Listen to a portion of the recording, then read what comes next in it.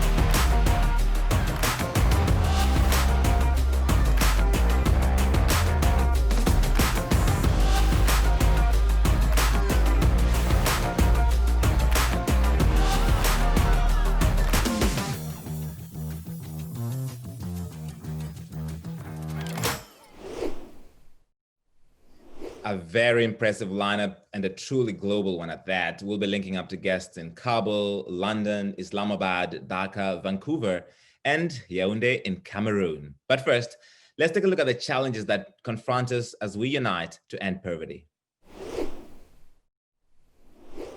We all hope for a better future, that our children will be safer, healthier, more prosperous than the generation before.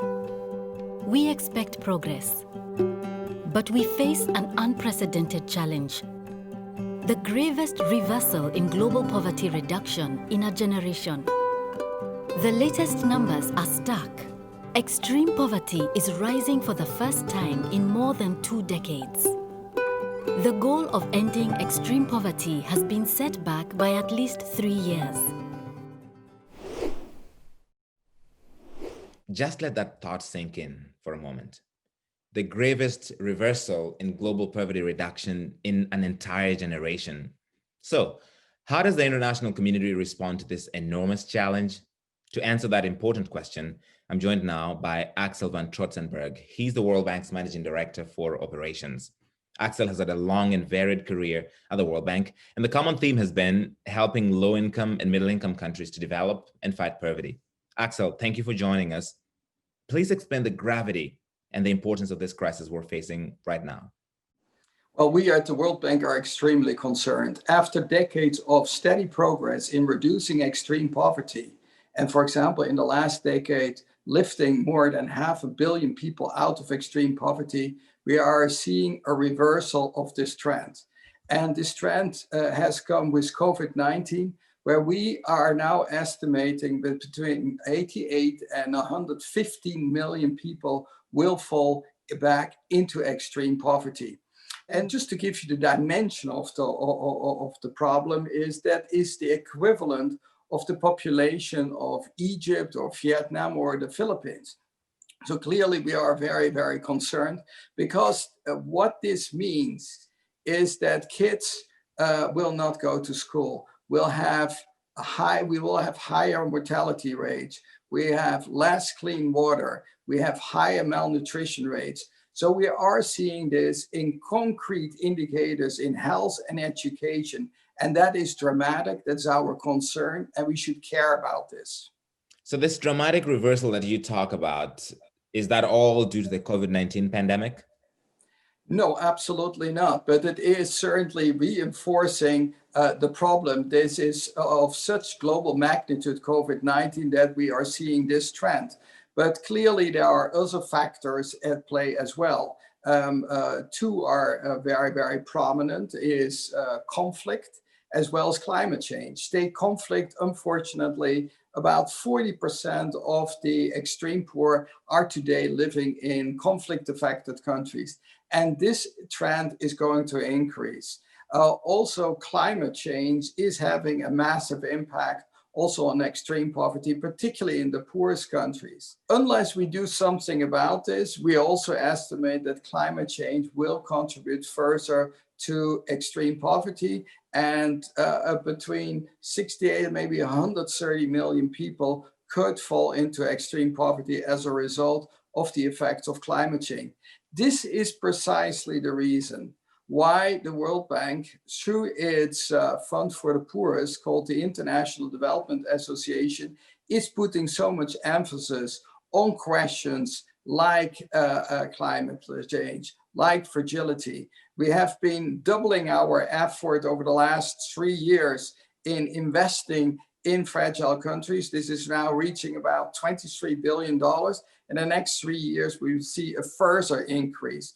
Also on climate change, we are aggressively working with countries around the world to see how we can mitigate climate change as well as to adapt to climate change. So this is a huge agenda, and we have to take action. You already talked about this a little, but could you just go into a bit more detail about what can be done, because you created quite a grim picture, and what the World Bank is already doing? Well, there are clearly two sets of actions. These are the shorter term actions as well as the longer term action. When COVID-19 exploded on the world earlier this year, we made an announcement that we would like to invest in countries in the order of $160 billion between April of this year and June next year. We are well on track. We have committed well over $43 billion to date. But here is first, the thing is about health, saving lives. In this context, we had a program launched earlier this year, helping countries. Right now, about 111 countries are benefiting from from a package from the World Bank Group in the order of $14 billion. And now we have announced the next stage is namely to help countries finance vaccines. And this is a $12 billion initiative that has been presented to our board. And we would like to help here clearly countries to combat COVID with this package. But that is not enough. We have to do more on social protection. We have to do more on the jobs agenda, and ultimately keeping the long-term agenda. This is what we are trying to do with a fairly ambitious package, particularly for the poorest countries that are benefiting from our resources for the poorest. And what we are expecting in these 15 months, that the poorest countries will be able to receive in the order of $50 to $60 billion of support. What concerns is for the longer term is that we need to reverse this negative trend of increased poverty, and also to get back on track with regard to the sustainable development goals. And that will require action by the international community, be it on the multilateral side, bilateral side, but also on the national side. And what we are making the case for is we can, in times of crisis, not leave countries that are among the poorest out of our concerns. There is a question of international solidarity, but it is also smart investment to help these countries back on track. That is what we are advocating, that's what we're doing every single day, and what we need to continue to do so. All right, Axel, thank you so much for describing the situation and what needs to be done. Thank you. I am Shegufta Shariar in Dhaka, Bangladesh, and you are watching World Bank Group IMF annual meetings. Axel will also be taking part in a special live show after this event where he'll be answering your questions. Please share those questions in our live chat or by using the hashtag #EndPoverty. Okay, time now for the first of our quiz questions. Don't worry, we have made it relatively easy for you. You'll have a choice of answers. Question number 1. When did the quest to end poverty suffer its worst setback? Was it A, 2020, B, 1998, or C, 2008? The next question in a moment, and all the answers will be revealed live in the show right after this event. For now, let's hear from women small business owners in Colombia who are benefiting from loans from Banco de Vivienda to keep their companies afloat during the crisis and to protect the jobs they provide. This project is funded by IFC and guaranteed by MIGA. Those are members of the World Bank Group focused on the private sector. Please use the hashtag IFC Impact or Investors for Impact if you're interested in this work. Somos los dueños de la ferretería, una de las ferreterías más antiguas de Neiva. Llevamos casi 25 años en el mercado, pues adaptándonos a los continuos cambios. Ahora nos toca adaptarnos a la pospandemia también. Más o menos se nos bajaron las ventas en un 70% y estamos ahí tratando de hacer que esto renazca nuevamente. Tenemos muchas expectativas. Además, contamos con un buen equipo de trabajo. Nosotros en este tiempo, durante todo el tiempo de Ferrecastillo, jamás hemos tenido una demanda laboral. Tenemos inclusión mujeres igual a hombres, casi que estamos igual en la planta de personal. Queremos también pagar. Hemos hecho análisis y nosotros decimos, bueno, pero si gastamos 200 y nos toca pagar y estamos haciendo 100, ¿cómo vamos a pagar esto? Igual queremos decirles a ustedes que nuestra intención es pagar, pero pensamos que con el plazo lo podemos hacer. Estamos haciendo una nueva reorganización, estamos haciendo un plan estratégico y estamos viendo que después de esto del COVID, de estar confinados, queremos hacer las cosas bien, queremos hacerlas y tenemos que reinventarnos. Eso sería lo que les quiero dejar y que pasen una feliz tarde. Antes de la pandemia pues teníamos unas ventas importantes, no teníamos sufrimientos en materia de liquidez. Luego del COVID-19 las empresas se han visto bastante afectadas. Gracias a Da Vivienda hemos podido salir adelante, quienes nos han facilitado los créditos para las nóminas y cumplir con todos los compromisos y poder tener una liquidez importante y salir adelante. Que el grupo HON tiene en su mayoría gerentes que somos mujeres. Entendemos que el rol de la mujer hoy día es muy importante para el país y para regiones como la nuestra. It is so important that we hear from those voices, right? Because that's how we can really understand the impact the policies and programs we're discussing have on the ground and how they can change lives. Those projects were led by the private sector. And now, to talk more about how we can mobilize companies and business to respond more effectively to coronavirus, I'm joined by Strive Masiyiwa, founder of the Econet Group. Strive, you've recently been appointed as an African Union envoy to mobilize the private sector response to COVID-19. How is that work going? Well, it's not recent. I've been in this job since about March, and it is full-time.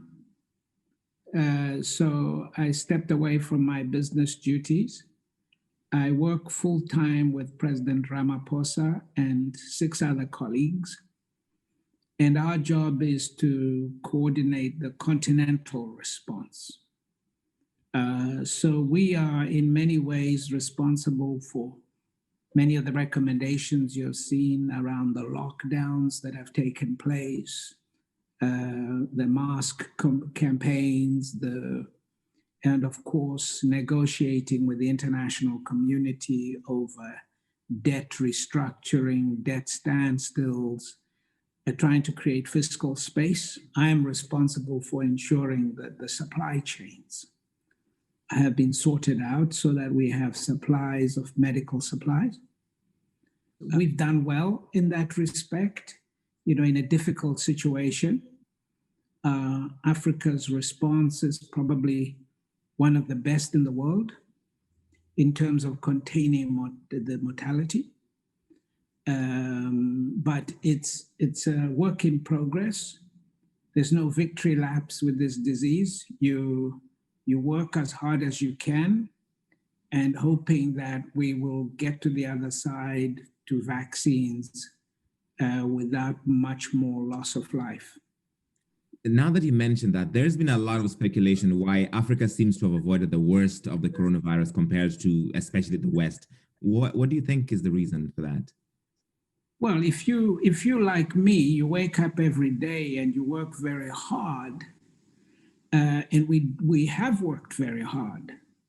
So this has been the most coordinated response of any in the history of Africa to a pandemic. The heads of state, this has never happened before. There's a task force of heads of state that meets every 2 weeks. We as the envoys report to them. We meet every week with the health ministers, with the finance ministers. We're working pretty hard. So we kind of don't like it when people say, well, what do you think could have been the cause other than we work hard? But obviously, historians will have their own space and others to study why it could be. But for us, from day one, look, there are African countries that are just beginning to lift lockdowns. We paid a high price, but we knew that if we don't move to contain it, we didn't have the health facilities and infrastructure to respond. So look, but there are the factors that others can look into. So what is the role that the private sector should play in managing acute crisis like COVID-19, and then in tackling longer term obstacles to poverty reduction, such as climate change and conflict? So you've got to look at it, the multiple questions in what you're asking. Yeah. So if we're looking at the pandemic straight up, okay, you've got a crisis on. So the first thing you do is obviously you protect your people, you protect your employees, you ensure that they are able to respond and to protect their own families and their communities. So that's the first message we got through to the private sector. Secondly, depending on the sector that you're in, because some sectors, if you were in tourism, for example, or hospitality, obviously there's very little you can do. But there's always something you can do. You can help in campaigns around getting people to wear masks, supplying people with masks. So there were a lot of simple things that we got the private sector to engage in. I, for instance, have a group of the private sector that meets, it's almost 200 strong from every single country. We meet every week. And that has banks, it has pharmaceutical companies, it has telecoms companies.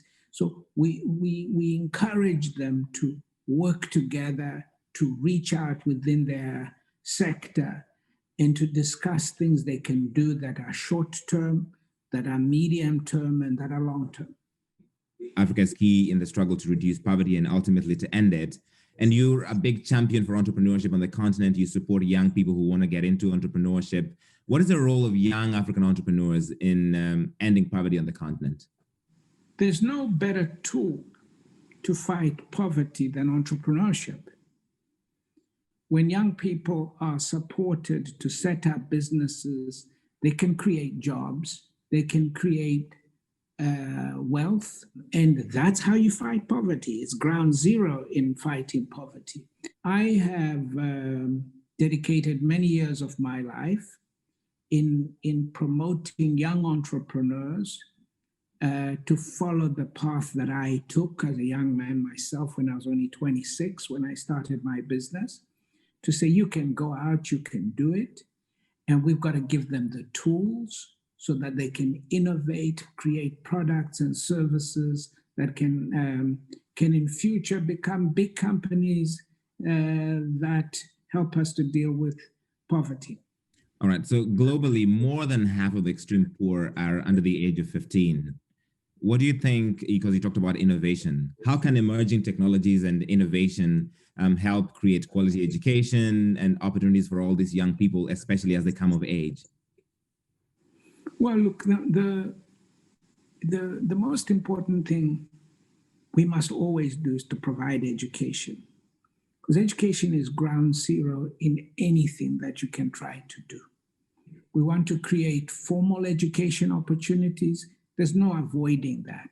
We have to create formal education opportunities and to remind people that education doesn't stop.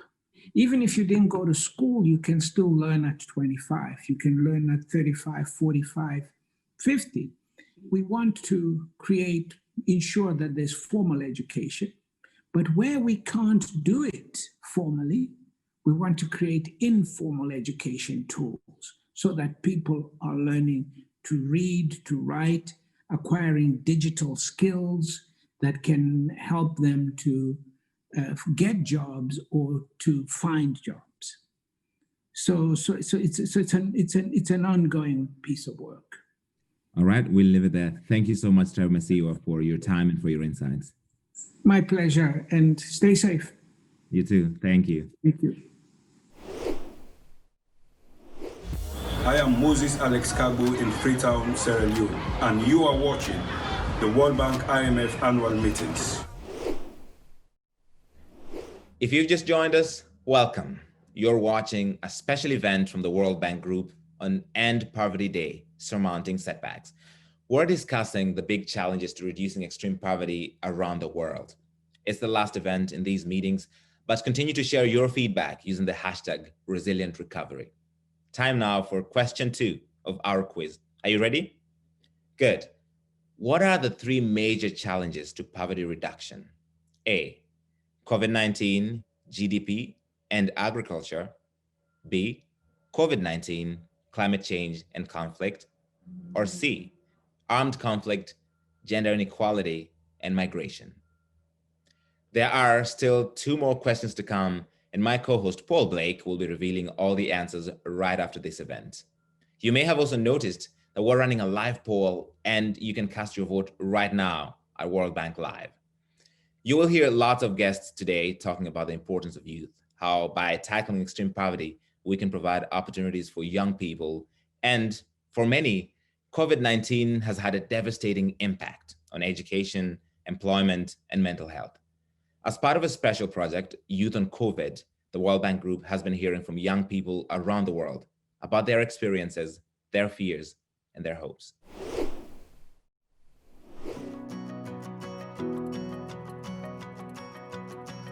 It's been a tough time, as I know a lot of people lost their jobs as well. Past 5 months have been quite eye-opening for me in terms of reorganizing my life. In terms of the impact of coronavirus, it's had both a positive and a negative impact. COVID-19 has definitely had a huge impact on the Peruvian lifestyle. In my country, COVID-19 has affected how young people get jobs. 122 million people have lost their jobs in India. And it especially hit really hard to the laborers and small traders who accounted for 3/4 of this number. Personally, COVID had a huge effect on my mental well-being because the only connection we have with each other is through social media. But thank God this exists. Truth be told, we are the only ones that can rebuild Nigeria, and this time we'll rebuild Nigeria and we are going to build back better. And we'll be hearing more of these young voices throughout the course of this event. I'm just going to quickly mention another opportunity you have to engage. We're asking people to send us photos of what resilience means to them. Resilient recovery is the theme of these meetings. We're adding these pictures to a virtual mosaic. You can learn more on our website. So we've looked at the impact this pandemic is having on extreme poverty, but two other important factors driving an upward trend are conflict and climate change. To get back on track, we must tackle three urgent global challenges.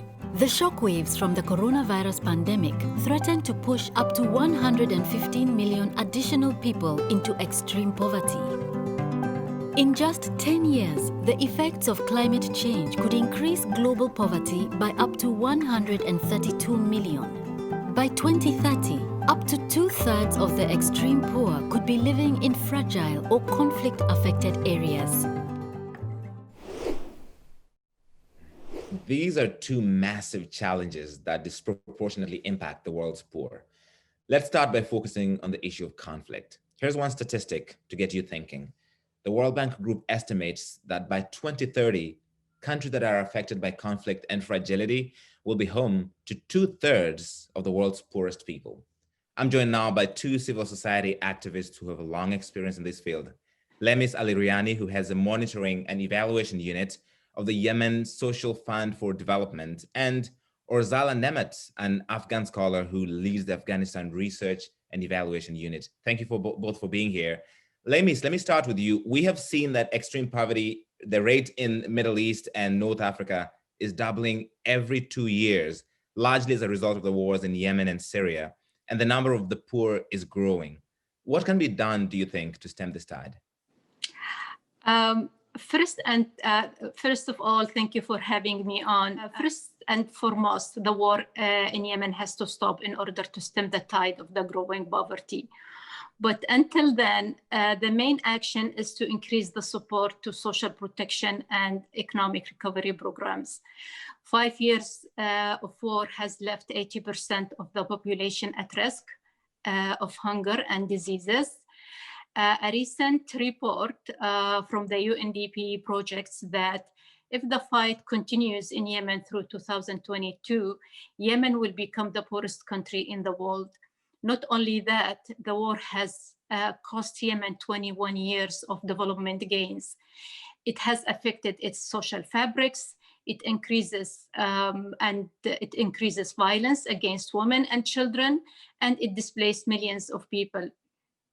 So it's not only the extreme poverty that is being doubling, but also the human and social capital, because Yemenis needs food, access to basic services such as schooling, water and sanitation, healthcare, income in order to safeguard their fragile economy. So the public servant in Yemen has to be paid, their salaries has to be paid, some of whom they haven't been paid for 2 years. Also, the flow of remittances has to be secured, as many Yemenis rely on their relatives abroad. Social protection programs has to be increased, either direct cash transfer or cash for works, and as well as increased investment in economic opportunities and in promising sectors, and increase access to financial services. Yemen's also needs to link and coordinate the humanitarian action with development, so that to mitigate the impact of aid dependency and handout economy. Orzala, tell us about how the pandemic is affecting Afghanistan and how that intersects with the efforts to end conflict there and fight poverty? Thank you. In Afghanistan, I have to start with saying that the issue of poverty is one of the major challenges. It is to do with people affected by conflict that leads to migration and displacement. It's to do with people's access to basic services and people's access to jobs, and also it's to do with people's general livelihoods. There are significant increases in poverty every year, despite massive international assistance in Afghanistan throughout the years of recent phases of conflict, the last 2 decades. I think Afghanistan is on the top of the recipients of donor-funded assistance internationally. However, the issue of poverty has not been resolved. It has not been addressed in a systematic way, despite all these assistance and efforts. In my opinion, one way of looking at poverty is to really reconsider our means of distribution of resources. There are some good examples and models that have been successful in terms of ensuring that people across the country, across regions and localities receive those aids, but the issues require systematic and more long-term commitment to work at.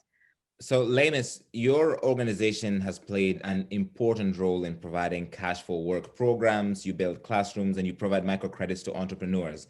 Talk about the role that organizations like the Social Fund for Development can do in fighting poverty, especially among women. Since the start of the war, SFD has focusing on delivering cash-based services, either through the cash for work or the cash for nutrition, as well as supporting and sustaining the SMEs. During the last 5 years, with support from donors, including the World Bank, SFD has reached more than 470,000 households with cash-based assistance. This is about 10% of the households in Yemen. Women are the primary beneficiaries in 100% of the household benefiting from the cash for nutrition. And in 42% of the households benefiting from the cash for works. So Social Fund is designing the cash for work programs, is designing components of works that it suits women physical capacities and mobility needs in order to increase their participation.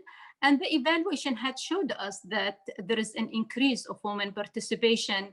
And this tells us that economic necessities override cultural norms that constrain women from working outside. In the cash for nutrition, we have also seen that the community educators are inspiring women to send their girls to schools, as they are playing as a role. They are working. They look at them as a role models. Similarly, with the supporting to the SMEs, Social Fund affiliate microfinance institutions are designing products just to target women to increase their participation in economic opportunities. So what we have seen that women's status are improving in their households once they become breadwinners and they bring income to the households. Right. Orzala, you spent 14 years as a refugee in Pakistan, fleeing the fighting in Afghanistan. In 2019, there were almost 80 million people forcibly displaced worldwide, many of them from Afghanistan. What are some solutions that can help address the needs of refugees and host communities? In terms of general observations related to COVID-19's impact on poverty in Afghanistan, it has affected mostly the small and medium enterprise businesses like carpenters, masons, daily laborers, and so forth. So the number of poor of the poorest have increased, while those who were at the bottom of the poverty line have remained the same way as they are. There are also, I think, global studies based on UNICEF data that talks about, in terms of children being affected by this. The UNICEF study in 70 countries globally is talking about 45% of children in these countries severely deprived of basic services. I think that requires a serious attention by international community, particularly member states, to reconsider those goals that are set, globally known social development, sustainable development goals, to be revisited and to really look into the new context of global pandemic and the ways it has affected particularly children, poor of the poorest, and small and medium enterprise businesses. These are really serious considerations that we expect to see made by international community, particularly the member states. Now, coming to the question, your second question regarding the solutions for refugees. As you rightly mentioned, Afghanistan makes still one of the largest. After the Syrian conflict, we are the second, but before the Syrian conflict, Afghanistan was a country with the largest number of refugees around the world. That still remains to be the case. We are second, and that means that majority of the refugees are coming from Afghanistan. Our research is highlighting the fact that there is an important need to consider the categorization of people who we call migrants or refugees, because the terminology really matters a big deal. For example, from countries at war and conflict like Afghanistan, we are dealing with several aspects of migration issues, starting from dealing with refugees or those who are leaving due to war and violent conflict, to those who are internally displaced due to war, due to natural disasters, due to economic challenges in their localities. There are also issues of returnees. Believe it or not, but Afghanistan is having the largest number of returnees despite the ongoing conflict in the country after the Second World War, according to research and studies. Thank you to my guests, Orzawa and Lemis. Let's hear now more from our youth on COVID.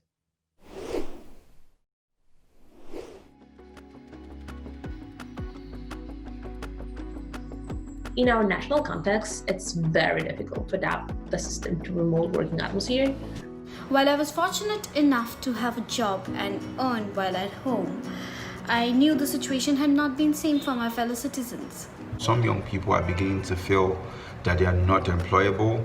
Who would have thought we would be living in an era where we had to isolate ourselves from our friends and family to keep each other safe?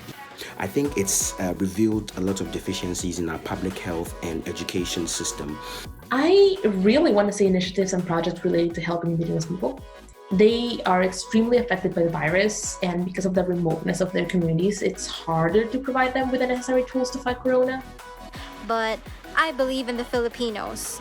For every young person in Nigeria, my advice is we've been through a lot, we're thriving, we're growing, we're becoming stronger. I'm super proud of our frontliners. Kayo po ang bagong bayani ng ating bayan. Pag may chance tayo na matulungan ng kapwa natin, gawin natin. Laban!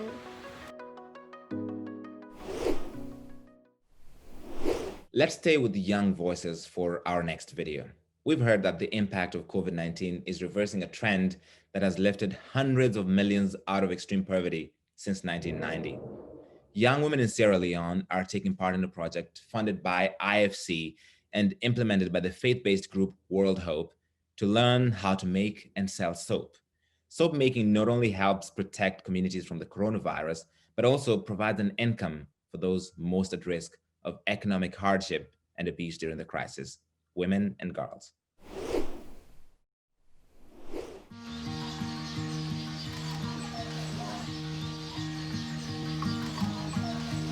I'm named Baluto Kalapang, my village today. I'm in age now 17 years. I say school I do. The village fine, they clean, we get pump, one pump, although it need different, but we get pump, we get one primary school. We not get market, we road they not make, we need help. With the farm now, we not get lights. It's the make a happy. I guess person for supporting me with my education. I'm glad about this program very much because this program they make now, we're able to get money. The parents they're not able to get the money fast, they go to us. But now if we make this rope here, we're able to get money for pay with school fees, and we're glad for that way. So they use water, shoulder, we use medicine, country medicine. We don't use that, we use coral for make the soap fine. And if you say this program will make me be a somebody in life. Me, where I grow up, I want to work in a bank or help my family then flow money in my country and help me with people then. Me, I want to move from this village, go to a big city for go continue my education. We dey pass fine, and when we dey ready for make the soap, we dey go sit down, we agree the date wey we dey make the soap here, and when we get that money there, we get time, we say we dey go keep am, we dey go, if na osusu we dey make am, and we dey able to sit down find now, na one family now, because we dey able to sit down and talk about good thing in our life. If first one go school, we dey talk say we wan go school, but if you say na market one, we dey do market back. We dey able to sit down good now and make it so. We dey able to tell am at the community and we graduate better. From where I grew up, na they born me, na I don't grow up, I don't go school, stay at this age here. Then we dey help, we dey cry for help with community, and we back we dey cry for una, to let them help una. For the same program, it's not all the same program now, but other program for member with.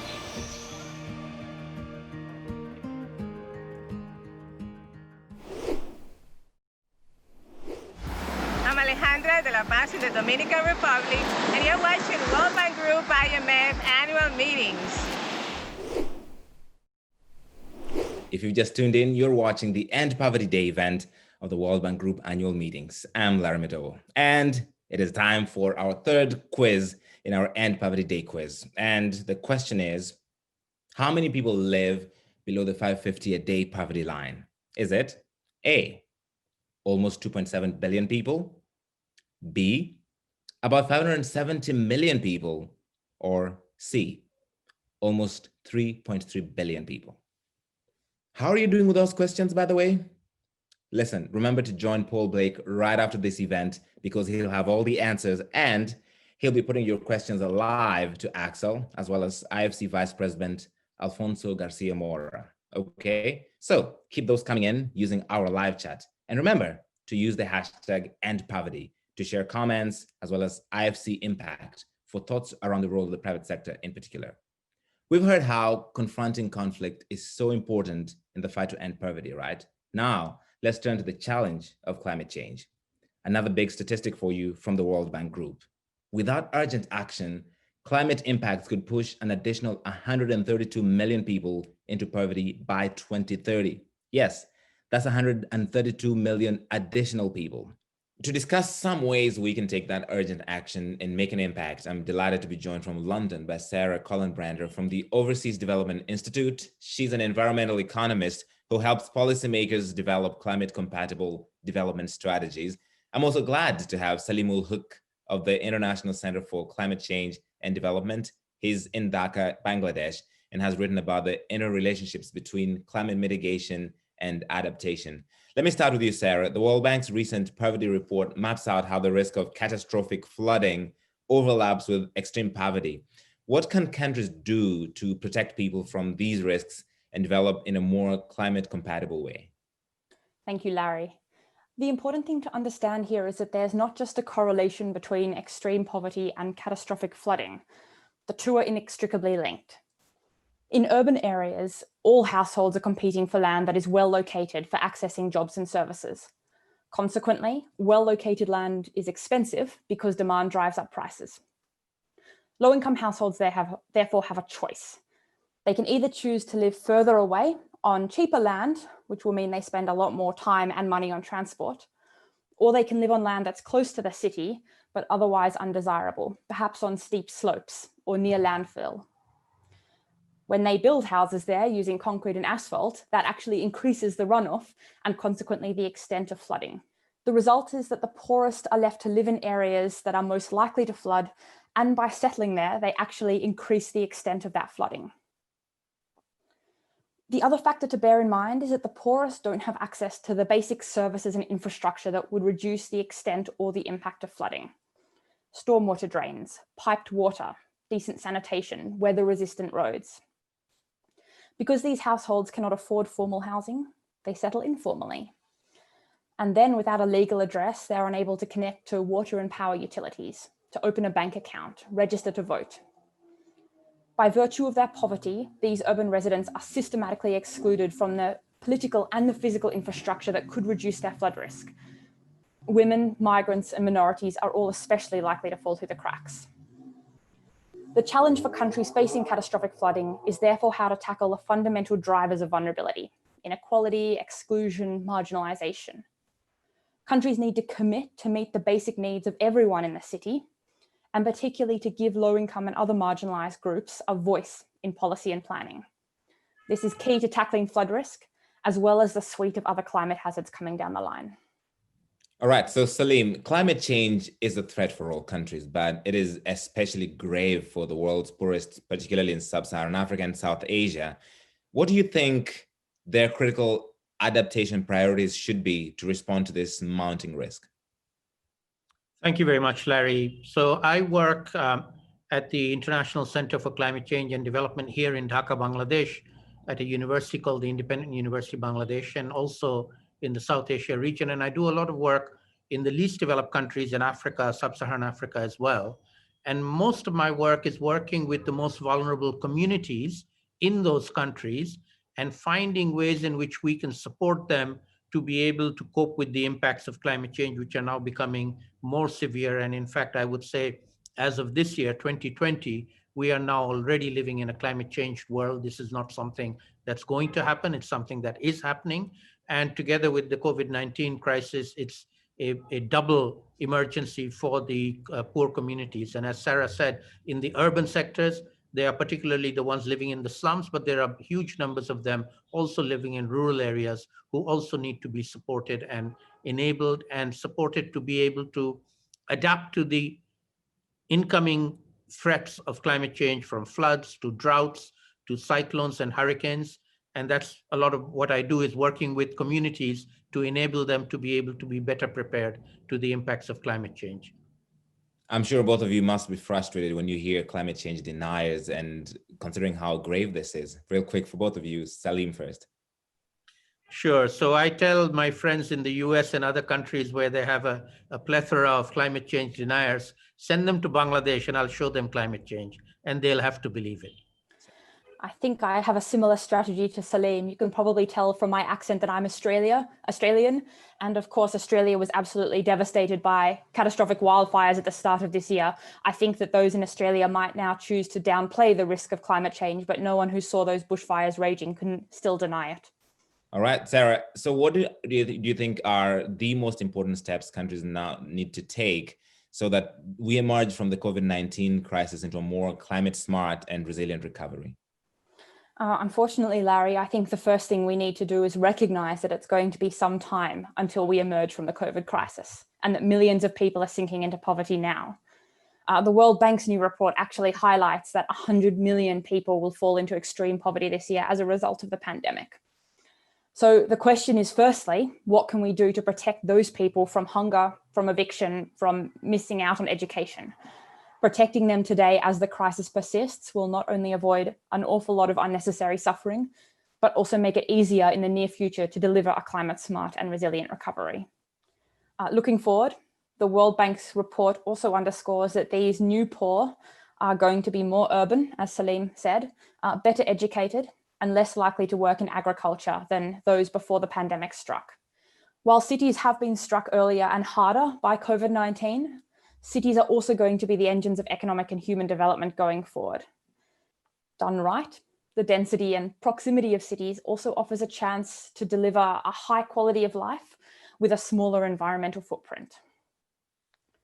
The most important thing for countries to do now then is to target their policies accordingly, based on who has suffered and where a recovery can happen fastest and strongest. 2 billion people live in informal settlements today, and cities in Asia and Africa are expected to swell by a further 2 billion people in the next 30 years. Our global challenge is to find ways to boost the living standards and resilience of these urban residents, and to do so in a way that is resource efficient. It's not a small challenge. It's going to require an integrated and a far-sighted approach to all manner of policies: social protection, infrastructure investment, urban planning, industrial strategy, and all of that with a close eye on carbon budgets and biodiversity conservation. But if we don't deliver inclusive and sustainable cities, we're going to fail on both poverty and on climate change. So that's where we need to drive forward our resilient recovery. Right. Salim, as you already mentioned, Bangladesh has been at the forefront of climate change impacts, everything from cyclones, high temperatures, floods. And in July this year, a quarter of the country was flooded.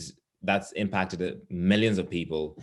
How does this affect efforts to reduce poverty? And are there any policies that you think can help communities address these challenges? Well, it's a huge challenge for a country like Bangladesh, one of the most vulnerable to the impacts of climate change. But we haven't been sitting idle. The country has developed a climate change strategy and action plan. Everybody from the Prime Minister down to the people on the street, all are familiar with climate change. They're all being better prepared. They're trying to build their resilience as we speak right now. And I'll just give you one metric. We had a huge super cyclone called Amphan a couple of months ago that in past decades had actually killed tens of thousands of people.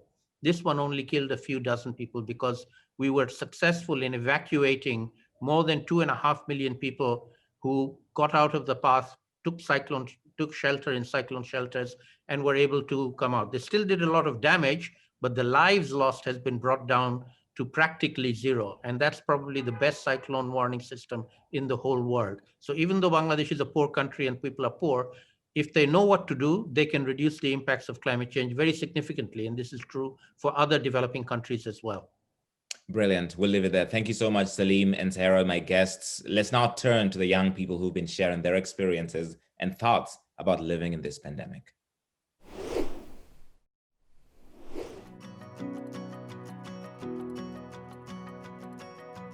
I think the best way for us to quickly recover from this would be to scale up our innovation, especially in our health and education. They will have to invest in infrastructure to ensure that these people have access to basic amenities. Job opportunities and online education or trainings, especially for low-income families. We're also investing, of course, giving young people the right skills. When it comes to education, I think we should start considering how to teach or instruct more in the local languages. To really cope up with this situation, I think our government needs to bring in schemes to help this more vulnerable sector who have lost their livelihoods. Loan opportunities for those who aspire to build a local business or even those businesses who were already affected by the pandemic. Ensuring that young people have access to loans for as many that are looking to start their businesses. Additional medical staff and support and supplies. And economic reforms to revive the industries to provide employment. A big thank you to all the young people who submitted those videos. We've heard some really inspiring thoughts and ideas there. So we've heard from developing countries, but the developed countries also have an important role to play. The United Kingdom was a founding member of the World Bank and remains an important and influential partner in global efforts to end poverty. Last month, Dominic Raab added development to his title, and he's now the United Kingdom's Secretary of State for Foreign, Commonwealth, and Development Affairs. We asked him what role developed countries should play in combating COVID-19, climate change, and conflict, and what actions they can take to help build a resilient recovery. This is what he said. I'm really grateful to be invited to speak to you all on End Poverty Day 2020, in what is clearly a pivotal year. We welcome the World Bank's recent Poverty and Shared Prosperity report and their continued prioritisation of eradicating extreme poverty. The world's made tremendous progress in our lifetime, with the global population living in extreme poverty falling from 1 in 3 in 1990 to less than 1 in 10 today. Tragically, the COVID-19 pandemic has taken the lives of over 1 million people. It's thrown our economies into recession. It's led to a rise in extreme poverty for the first time in over 2 decades. That's got to be a wake-up call for all of us. The pandemic adds to the challenges already facing the bottom billion. Conflict and climate change are pushing people further into crisis, and poverty is becoming more concentrated in sub-Saharan Africa and more fragile states, with new pockets of poverty emerging elsewhere as well. In the UK, we recognise our common collective interest in tackling these challenges. We've already allocated over 50% of our aid budget to fragile and conflict-affected states. We're investing heavily in global health and climate resilience and in the research and technology that underpins effective policy making. We support the efforts to improve health and education, particularly our campaign for girls' education. And we support countries as they integrate into the global economy so they can create jobs for their population, particularly young people. But there are limits to what we can achieve by states acting on their own individually. So the UK Foreign, Commonwealth and Development Office support a renewed and rejuvenated multilateralism. We want to strengthen the international institutions that help countries tackle together the common threats that they can't tackle on their own. And together, our aim must be that this time next year we'll have succeeded together in containing COVID-19 and restoring the trajectory of sustained and sustainable poverty reduction. This is Vera Rosauer in Nairobi, Kenya, and you are watching the World Bank Group IMF annual meetings. It is finally time for our final question in our quiz. Are you excited? I am. And remember, the answers will be coming in our show at the end of this event. So, question number 4. How many people will climate change drive into poverty by 2030? Is it A, between 68 million and 132 million? Is it B, between 23 million and 57 million? Or C, at least 153 million? Remember, there's still time to cast your vote. In our online poll, the question we're asking is, what is the most important action to take to end poverty? Our final guest today, Dr. Sania Nishtar, has direct experience of fighting poverty on the front lines. She is the Federal Minister for Poverty Alleviation and Social Safety in Pakistan and joins us from Islamabad. Dr. Nishtar, thank you for being here. You have worked for many years in the fields of poverty alleviation and public health. Please explain how these two intersect, particularly in the middle of this current COVID-19 pandemic. Well, poverty and public health are deeply and inextricably linked. And to begin with, we must appreciate that per capita income has one of the strongest association with health status achievement. The poor are also disproportionately exposed to a variety of risks when it comes to access to clean water or sanitation or the status of their dwellings or the environmental risks. They're disadvantaged on all these fronts. They also have poorer access to healthcare, both in geographic access terms and in financial access terms, and they're more likely to be pushed further into poverty and suffer catastrophic risks. But specifically in terms of COVID-19, we're clear that the poor are more exposed to the risk of the contagion because they live in overcrowded conditions, they have limited access to water for hand washing. They are also more likely to use public transport and be engaged in jobs that will not allow work from home. When it comes to the illness, they suffer from the direst consequences. And they also lack savings to cope with the loss of income. And in terms of the long-term consequences of COVID-19 pandemic, the poor people also suffer disproportionately. And just to give you an example, poor children are disadvantaged in terms of distant learning activities. They have less access to internet and television. And so the higher rate of dropout and longer-term consequences are quite inevitable. You recently launched the SARS program. What can other countries learn from Pakistan's social safety nets? And have you scaled up the SARS program in this COVID-19 pandemic? Yes, so SARS is the government's new multi-sectoral poverty alleviation program. It's got over 140 elements that are linked by theory of change, and they target different disadvantaged groups.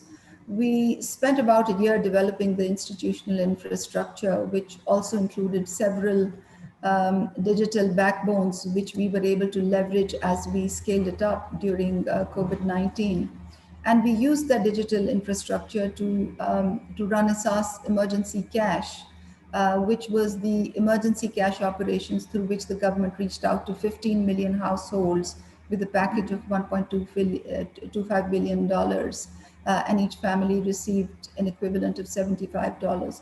The specific lessons that we learned while executing that program had to do with learning new ways of doing things in this age of protracted emergency. We now have deep know-how in designing and implementing a massive national program in a context of complexity and uncertainty with speed. This experience has helped us fast-track the adoption of cost-effective digital ways of working and new ways of coordinating across multiple stakeholders. And it has led us to believe that it is possible for the government to embrace innovation and deliver with dignity and integrity at scale.